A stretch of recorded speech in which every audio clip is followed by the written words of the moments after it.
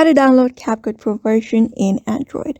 Hello everybody, welcome back to our channel. Today in this video we'll guide you through on how we can download the pro version of CapCut. But before that, don't forget to hit the like, share and subscribe icon, and then also turn on the notification bell to get updated about our latest videos.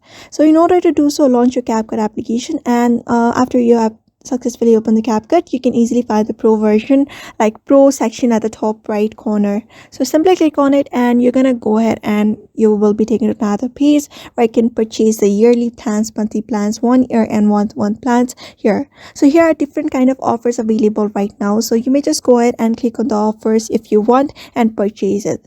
But if you don't want to pay, other than that, what we can do is simply head over to the Chrome browser of your device. After going to the Chrome, you're just going to search for CapCut here.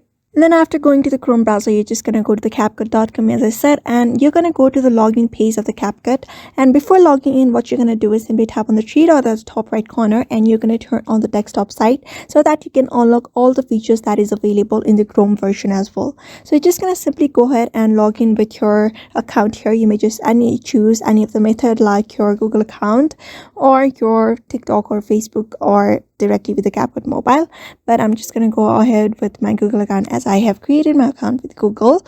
After that, you'll be taken to another page, and that's how you basically download it. So here you will be finding all of the features available of the CapCut Pro here directly from the browser. You don't need to go ahead and purchase any of the plans. So you may also follow the same process in order to download the CapCut Pro version on your device, your Android device. So therefore, I hope this video was helpful to you, and thank you for watching this video.